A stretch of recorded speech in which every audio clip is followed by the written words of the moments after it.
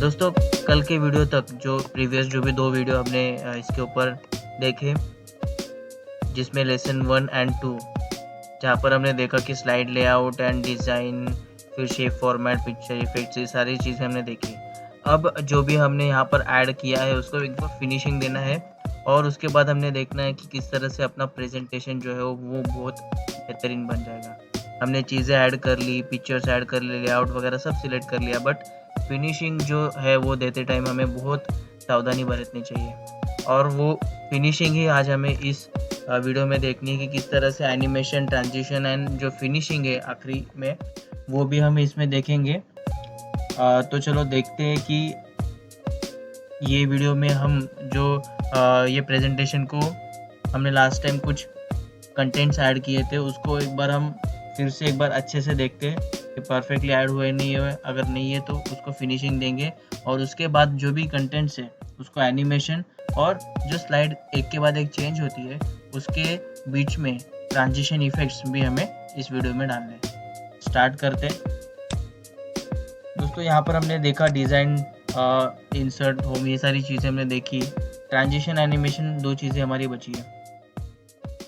अब यहाँ पर ये जो आपका फर्स्ट स्लाइड दिख रहा है उसमें तो हम देख रहे हैं कि परफेक्टली सब चीज़ें हैं। यहाँ पर हमने लास्ट वीडियो में शेप को इफेक्ट दिया था और कुछ 3D इफेक्ट्स भी हमने इसको दिए थे, ठीक है।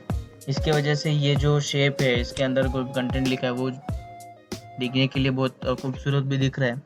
जैसे कि हम देखेंगे फुल स्क्रीन पर अगर ये आता है तो इस तरह से दिखेगा। अब जाएंगे हम नेक्स्ट स्लाइड के ऊपर। यहाँ पर हमने इंट्रोडक्शन लिखा है, ठीक है। फिर नेक्स्ट पे हमने डेफिनेशन लिखा है, फिर फीचर्स, मतलब हमारे बाद में के जो टॉपिक्स है वो स्टार्ट हो रहे हैं, ठीक है। अभी इंट्रोडक्शन लिखा है, इसका हेडिंग भी ठीक है, इसके फॉन्ट वगैरह भी हमने नीचे लिखी है, लेकिन डेफिनेशन के अगर ऊपर हम जाएंगे तो हम देखेंगे कि यहाँ पर कुछ ठीक नहीं लग रहा है। हमने जो 4th एंड 3rd स्लाइड के अंदर ब्लैक हमारा फॉन्ट है और इसमें अलग फॉन्ट है, तो हम लिखते टाइम अगर कुछ ऊपर नीचे कर भी देंगे, लेकिन अगर फिनिशिंग देते टाइम अगर उसको हम नहीं सुधारेंगे तो पीपीटी अच्छा नहीं दिखेगा। तो इसको पहले हम देखते हैं फर्स्ट स्लाइड से। जो सेकंड स्लाइड जो है वहाँ से हम देखते हैं। यहाँ पर सब कैपिटल है, ठीक है।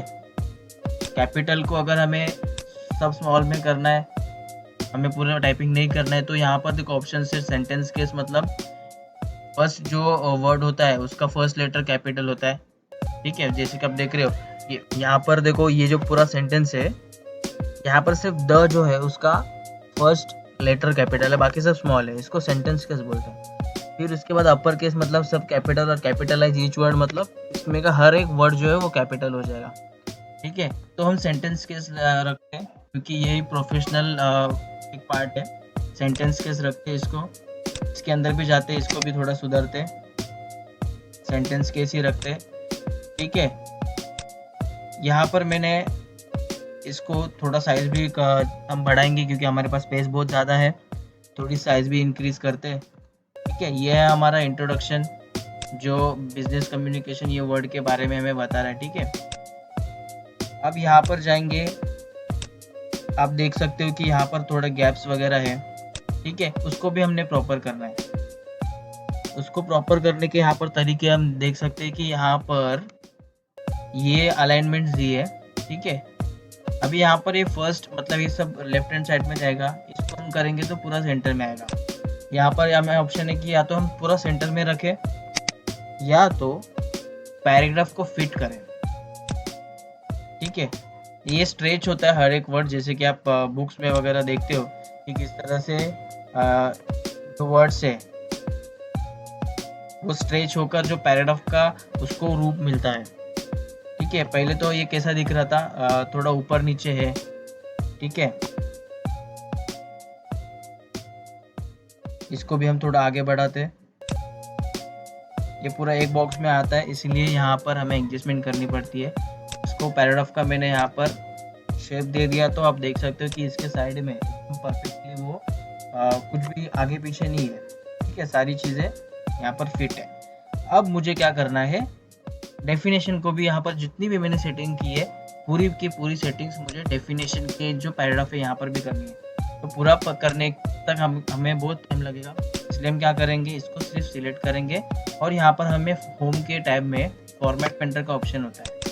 ठीक है, फॉर्मेट पेंटर का ऑप्शन हम यहाँ पर लेके इसके ऊपर ये ब्रश घुमाएंगे, एज इट इज़ जैसे वहाँ पर सेटिंग्स बनी थी उसी तरह की पूरी सेटिंग्स यहाँ पर हमें मिल रही है। ठीक है, हमें ज़्यादा कुछ करने की ज़रूरत नहीं पड़ी, डायरेक्टली हमने फॉर्मेट पेंटिंग ऐड कर लिया और ये जो सारा फॉर्मेट है एज इट इज़ यहाँ पर मिल गया। जो भी कलर हमने लिया था, जो भी फॉन्ट हमने लिया था, वो सारी चीज़ें यहाँ पर मिल गई।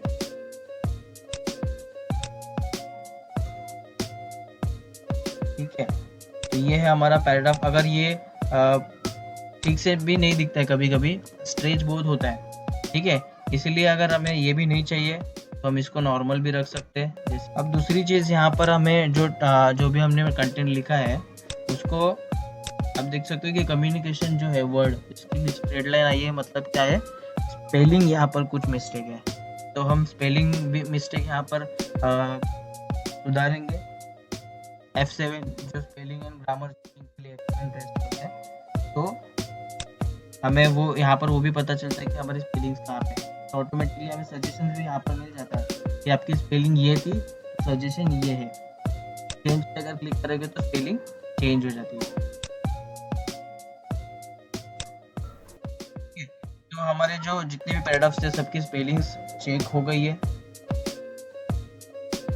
अब यहाँ से हमारा मेन कंटेंट स्टार्ट होता है। ये हमने इंट्रोडक्शन किया, डेफिनेशन किया, दोनों स्लाइड भी हम देख पा रहे कि सेम ही है, इसके फॉर्मेटिंग वगैरह सब सेम है।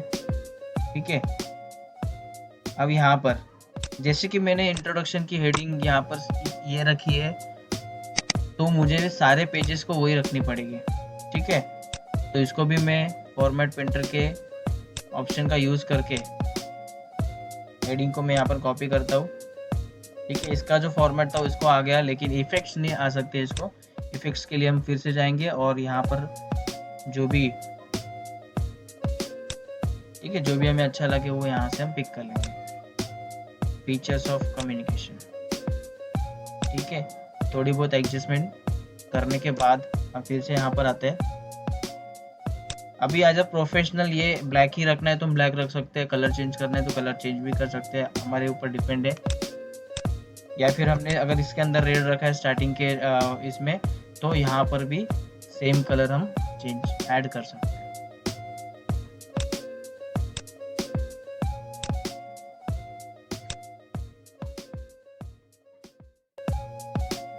अब मुझे क्या करना है, अब देख सकते हो कि यहाँ पर जो भी फॉर्मेटिंग थी, red and times new Roman का फॉन्ट, ठीक है, वो यहाँ पर एज इट इज़ कॉपी हो गई।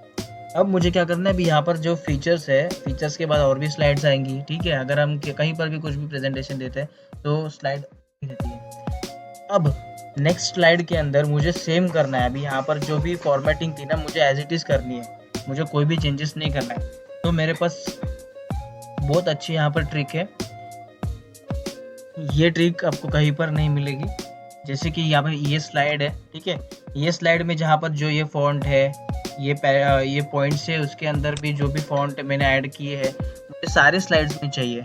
मैं क्या करूँगा, इस स्लाइड को मैं कॉपी करूँगा और पेस्ट करूँगा। स्लाइड को आपको सिलेक्ट करना है, ना कि यहाँ पर टेक्स्ट को। स्लाइड को यहाँ पर ये जो आपको इंडेक्स दिख रहा है, इसके अंदर स्लाइड को सिलेक्ट करना है, कॉपी और पेस्ट, Ctrl+C Ctrl+V तुरंत दबाना है। ठीक है, आप देख सकते हो कि यहाँ पर फीचर्स की 2 स्लाइड है, बट ये मैंने क्यों किया, क्योंकि यहाँ पर फॉर्मेटिंग सारी कॉपी हो जाए, इसीलिए मैंने यहाँ पर ये कॉपी किया। ठीक है,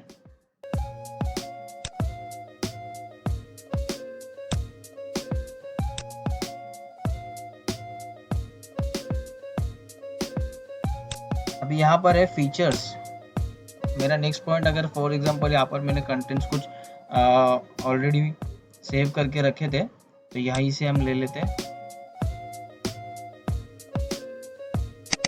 नेक्स्ट पॉइंट अगर हमारा रहेगा स्टेप्स इन कम्युनिकेशन प्रोसेस। अब यहाँ पर हम कॉपी डायरेक्टली करेंगे ना, तो नॉर्मल कॉपी होगा। आपको पेस्ट स्पेशल करना है। पेस्ट स्पेशल अगर करेंगे, उसके पहले क्या करना है आपको, स्पेशल करने के लिए पूरा इसको कंट्रोल ए करके सिलेक्ट करना है, राइट क्लिक करना है और यहाँ पर ये जो लास्ट वाला ए ऑप्शन होता है ना वो प्रेस करना है, तब जाके ये पेस्ट स्पेशल होगा। ठीक है, अब यहाँ पर पॉइंट भी ऐड करने हैं तो उसी तरह से मुझे करना है। आप ऐड कर रहे हो या फिर खुद हाथ से लिख रहे हो तो भी चलेगा। सिर्फ कॉपी करते टाइम इतना याद रखना कि आप अगर किसी और सोर्स से कॉपी कर रहे हो तो पेस्ट स्पेशल आपको करना पड़ेगा, तब जाके वो सेम देख सकते हो यहाँ पर कि पेस्ट स्पेशल करने के बाद एज इट इज फॉन्ट और ये सारी चीज़ें यहाँ पर कॉपी हो गई। तो इसी तरह से आप नेक्स्ट स्लाइड जो आपकी ऐड कर सकते हो। तरीके अपने पास काफ़ी सारे हैं, बस उसको ठीक से हम यूज़ कर सकें। ठीक है, अब यहाँ पर जैसे कि हम कॉपी नहीं कर सकते स्लाइड को तो भी चलेगा, लेकिन हमारे पास फॉर्मेट प्रिंटर का ऑप्शन भी है।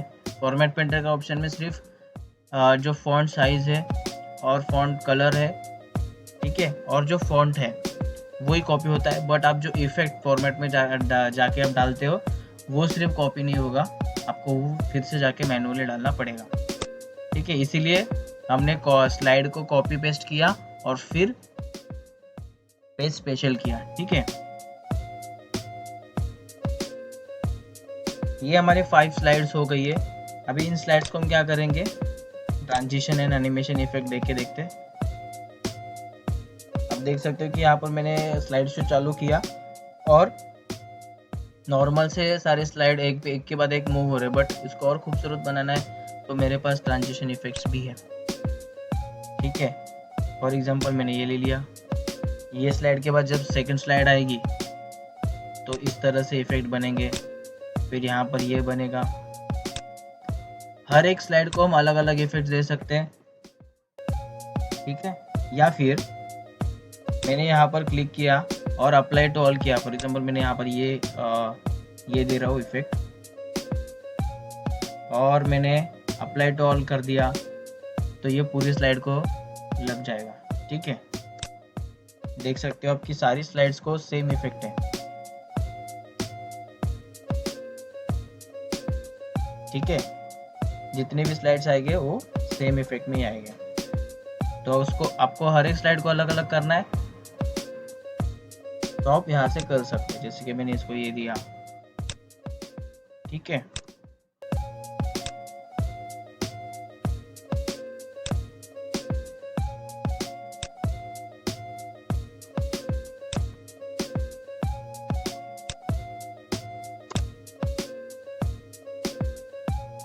ये मैंने इफेक्ट्स तो दे दिए। उसके बाद यहाँ पर भी आप देख सकते हो कि इफेक्ट ऑप्शन भी है। अभी यहाँ पर अपने कोई इफेक्ट राइट से आता है, लेफ्ट से आता है, ऊपर से, नीचे से, तो यहाँ पर भी हमें ऑप्शन है कि अगर हमें ये इफेक्ट लेना है, ठीक है, फॉर एग्जांपल ये इफेक्ट लेना है और यहाँ पर हमें ऑप्शन भी मिल जाते हैं कि फ्रॉम लेफ्ट राइट। ये तो यहाँ से लेफ्ट में आता है, ये इफेक्ट लेफ्ट में आता है। अगर हमें टॉप से करना है तो हम टॉप से भी कर सकते हैं। फॉर एग्जांपल यही ले लो, इसको भी हम टॉप लेफ्ट राइट कर सकते हैं। रिपल का लिया मैंने, इसको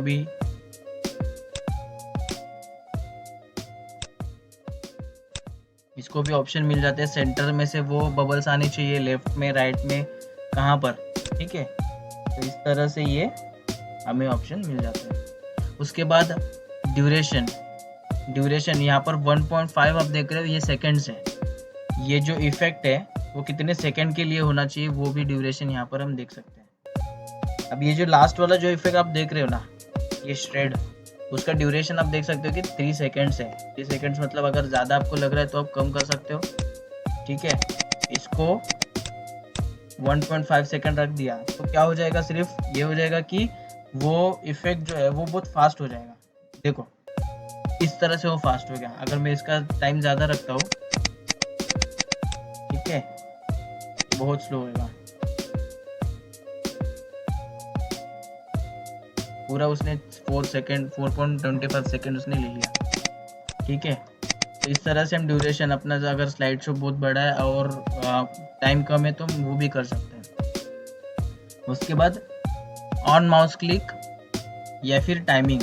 ऑन माउस क्लिक मतलब आप लैपटॉप पे या फिर माउस का जो बटन है वो दबाकर उसको एक के बाद एक दूसरी स्लाइड ला सकते हो, या फिर टाइम ये टाइमिंग का ऑप्शन आप तभी रख सकते हो जब आपका जो भी स्पीच है वो प्रॉपरली सेट होगा, तब जाके हर एक स्लाइड को प्रॉपरली टाइम अप दे सकते हो। फॉर एग्जांपल मैंने ये स्लाइड है, इसके अंदर इतने ऑप्शन है, 6 ऑप्शन है। ये ऑप्शन को एक्सप्लेन करने के लिए आपको 5 मिनट्स चाहिए, तो इस स्लाइड को 5 मिनट्स का टाइम रख सकते हैं। ठीक है, तो मोस्टली हम कभी कभी एक स्पीच देते टाइम हमारे वर्डिंग्स कम ज़्यादा हो सकते हैं, इसीलिए टाइमिंग मोस्टली नहीं लगाना चाहिए। उसके बाद है एनिमेशन।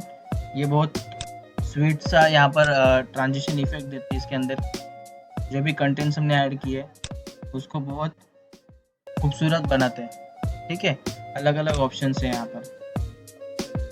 आप यहाँ पर ड्रॉप डाउन एरो पे क्लिक करोगे तो आपको 3 पार्ट्स दिखेंगे यहाँ पर, 1 2 3। ये है क्या, एंट्रेंस है, एम्फेसिस है, एग्जिट है। यहाँ पर ये जो है ना, ये शेप स्लाइड आने के बाद आपको आना चाहिए, तो ये एंट्रेंस में के इफेक्ट ऐड करता है। ठीक है, मतलब इंटर हो गया वो। और अगर आप एग्जिट वाले किसी एक पे क्लिक करते हो तो वो एग्जिट होता है। जब आपकी स्लाइड आती है ना, वो जो कंटेंट है वो एग्जिट होता है। ठीक है, स्लाइड के ऊपर से वो चला जाता है, आप देख सकते हो। ठीक है, तो फॉर एग्जांपल अगर ये जो है, ये मुझे एक्सप्लेनेशन के बाद इसको अगर हटाना है, मतलब ये इसको ऐसा एनिमेशन देना है कि ये निकल जाए, तो एग्जिट वाला हम एनिमेशन उसको दे सकते हैं। ठीक है, इसको मैंने ये एनिमेशन दे दिया। अब आगे जाएंगे यहाँ पर, इसको अभी ये जो येलो बीच में का है वो एम्फेसिस, मतलब वो ना आता है ना जाता है, एग्जैक्टली सेम। जब स्लाइड ओपन होती है आपकी, स्लाइड ओपन होने के बाद वो सेम प्लेस पे रहता है और इफेक्ट देता है अपने आप में थोड़े बहुत। ठीक है, इसको भी हम देखते हैं एक बार।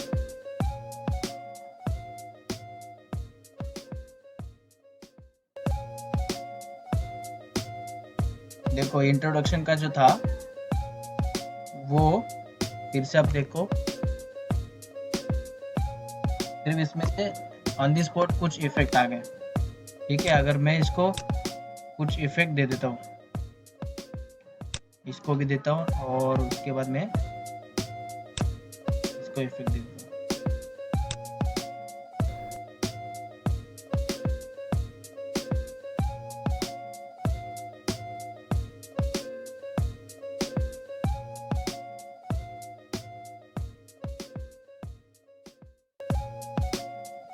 ये जो कंटेंट है इसको भी हम एनिमेशन इफेक्ट दे देते हैं।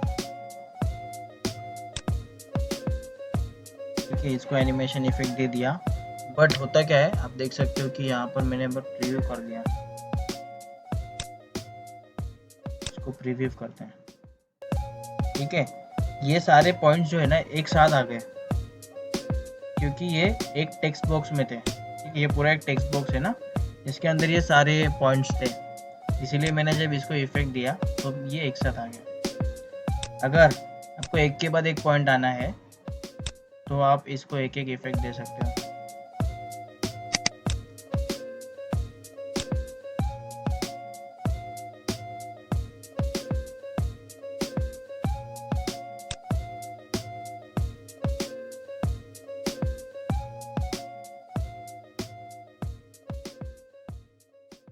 अगर लगता है कि अपना जो एनिमेशन है, इफेक्ट्स है, वो सारे डाल के हो चुके हैं, तो हम जो नेक्स्ट टैब है उसका यूज़ करते हैं, जहाँ पर हमने देख सकते हैं कि स्लाइड शो। यहाँ पर ऑप्शंस हमें मिल जाते हैं। स्लाइड कहाँ से स्टार्ट करनी है, from beginning, from current slide, ये भी ऑप्शन मिल जाता है। बिगिनिंग मतलब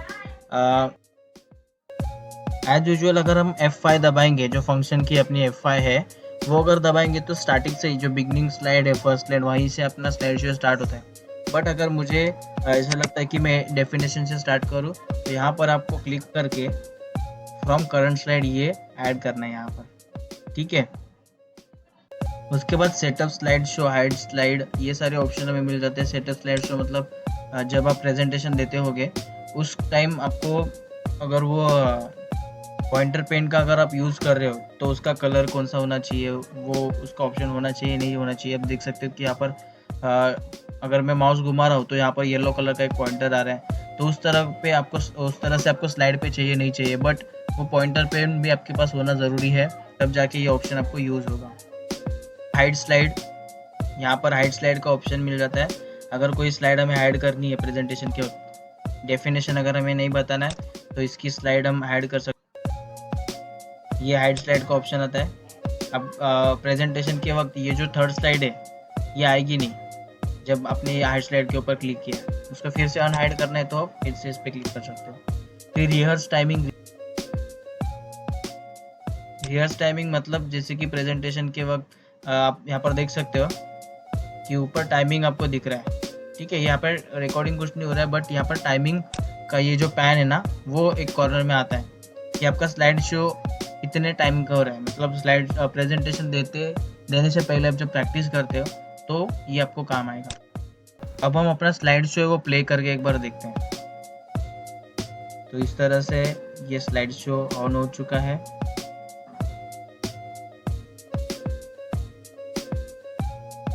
एक के बाद एक transition effect and animation effect, ये सारे एक के बाद एक ऑटोमेटिकली आ जाते हैं, बट आपको एक एक माउस से प्रेस करना है क्योंकि आपने सेटिंग उस तरह से दी है। जैसे कि एक पॉइंट आया फिर दूसरा पॉइंट आया, एक्सप्लेनेशन देते देते एक एक पॉइंट आप कवर करते जाओगे और फिर नेक्स्ट स्लाइड। तो इस तरह से ये अलग अलग ऑप्शन, अलग अलग स्लाइड शो के जो इफेक्ट्स है वो यूज़ करके आप अपना प्रेजेंटेशन अच्छी तरह से बना सकते हो।